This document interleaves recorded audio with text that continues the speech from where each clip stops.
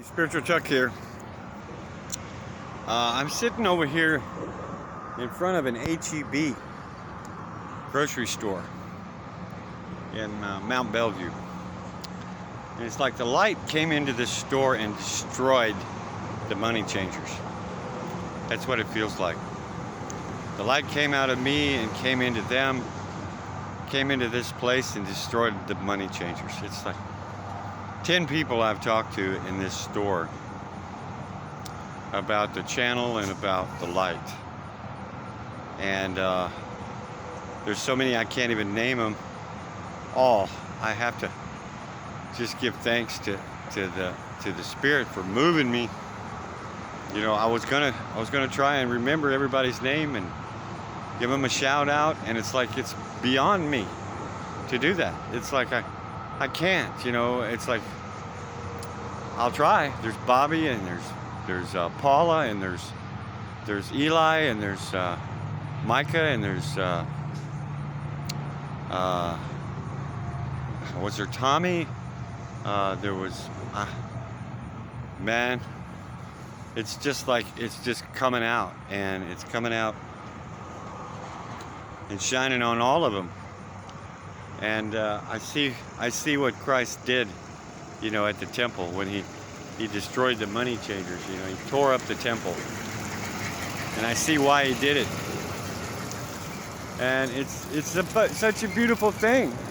I'm sitting here, you know, like hiding behind this gas station, just from the sun because it's so hot. And but you know, before I get a big ego or anything, let me tell you this. At least 10 people just drove by me within one lane width of me, like right here. Like that's one lane, that's 2 lanes.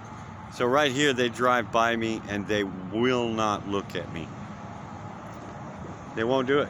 And it's like there's been at least 10 people drive by me, right by me, and not look at me. And driving slow, right? It's like, what? And finally, you know, I'm thinking about it. I'm going, well, do I wave at him? Do I?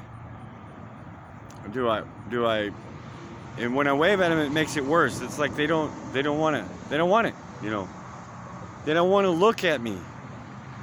They don't want to look at their karma, what they see in me, what their conditioned mind sees.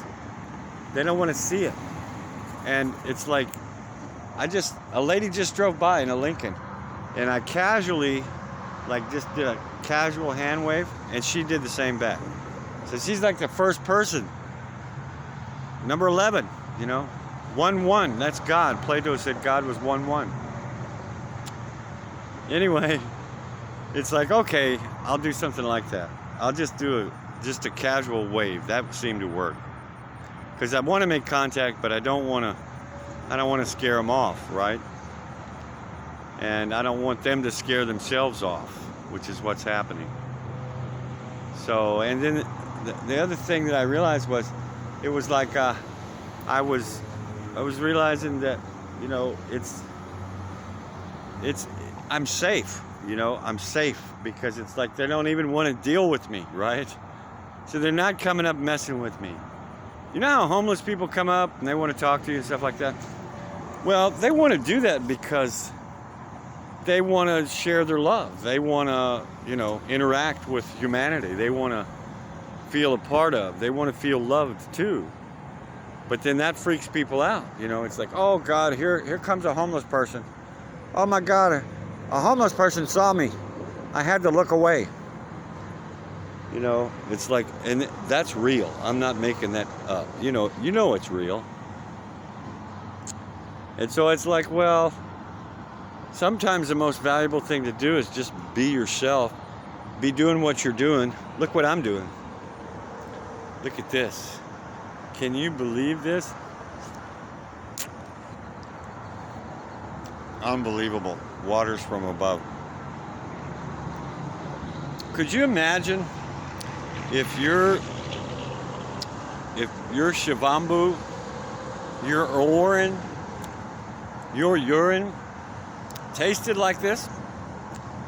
Do you know that if you ate these and only these, and you clarified yourself, first of all, with this, like, oh no, I bought spring water. I should have bought distilled water. Gosh, dang it. I'm really looking forward to the distilled water. This spring water, I gotta test it. It's probably, I don't know how many parts per million. I can't believe I did that. It was right there in front of me, and then I grabbed the one down below it, and it wasn't the same. It's like they tricked me. Literally, it was like a trick. Wow. Spring water is full of rocks. Okay? It comes from a spring, from the ground. It's groundwater. It's not waters from above. I'm serious. And I know what that sounds like. That's ridiculous. Water's water. Well, it's not. Waters from above are negatively charged waters. They attract all the positively charged inorganic matter in your body and flushes it out. You become the clear one, the Viracocha. And then you start astral projecting, you start dreaming, and you start lighting up. And it clears you out and prepares you to receive your Shivambu, or your water. And your water, if you go through waters from above, distilled water, and then you eat one of these, that your water will taste like one of these. If you eat rotten, putrid, cooked carcass, then that's what it's going to taste like. If you eat rocks, that's what it's going to taste like. It's like unbelievable. This is so transparent. Your water is transparent. And it picks up whatever you give it. You know? It's like, well, what are you going to give it? What are you going to live on? You're going to live on the light, or you're going to live in the dark? If you give it dark, it tastes pretty dark, man. It's like, no way, dude. I'm not touching my urine. That dude's crazy. But if you only knew, you know, that's why babies smell so good. Babies smell like honey, you know. I mean, they really do. They smell good because they came from the water and the mother's milk, right? And it's something about the mother that, you know, you drink the oxygen and the hydrogen, which are rocket fuels, and then you light up the plasma, and then something that the mother does transmutes it even further to the baby. And even if, for example, the mother is maybe eating, you know, inorganic foods or cooked foods or whatever like that, that somehow the baby still comes out smelling like honey. You know? Still comes out smelling like roses because of the mother. And she somehow transmutes that amniotic fluid into a purer water than even her own water, her own urine. I don't know, but I don't think babies come out smelling like rotten, putrid, cooked meat, you know? But your water does if you do that. So anyway, it's just a thought. It's a thought that if your water tasted like this, and you knew that all your life, what would you think about that then? What would you think about that? You know, what kind of conditioning would you have on that? You'd be like, no way, man, I don't waste a drop of my water. What are you talking about? That's like pouring honey down the drain. You know, why would you do that? You wouldn't do that. You worked hard for it. There's a dude right there, you know, 25 years old, got him a pickup, looks exhausted, and drove right in front of me and would not look at me. Just looked away, just kept, it was like this. Not gonna do it, not gonna do it. It's that conditioned behavior. You've got to try and break through it with the love, man. You know, the love. I thought about being a whirling dervish on the side of I-10. Just putting all my bags down and just start whirling. I'm going to start practicing whirling and see what happens. I did it earlier this morning, and man, I got a little dizzy in a very short period of time. So it's like, well, how centered are you, Chuck? You know, what's going on? And anyway, I'm listening to Dan Winter talk about it. It's an amazing journey, and you need to be on it for real.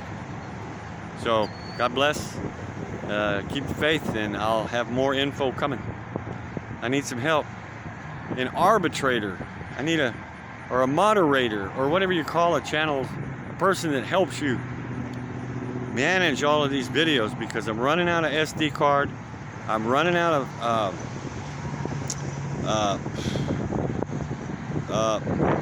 manageability. I'm making more videos than I can actually manage, and I've already done that, and so I'm loaded up, and it's like I need help. I need some light on the subject. And then, you know, end of the month, I'm going to be $65 I got to come up with to get the phone going, you know, to keep it going. But that's it. You know, that's like my bill, my one bill, you know, in the name of the light. I pay the one bill that, you know, anyway, money has really messed me up. My dad made a lot of money when I was a kid, and I thought, well, I'll have money all my life, and then I didn't, and then it was like, oh, well, wait a minute. Maybe it's not all it's cracked up to be. And it's not. It's most definitely not. So anyway, we're going to talk to everybody. We're going to smile at them. We're going to do what we can. That lady smiled and waved.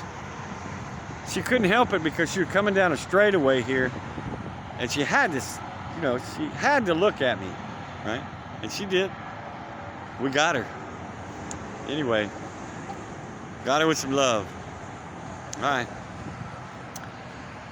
This is Love Headhunter out.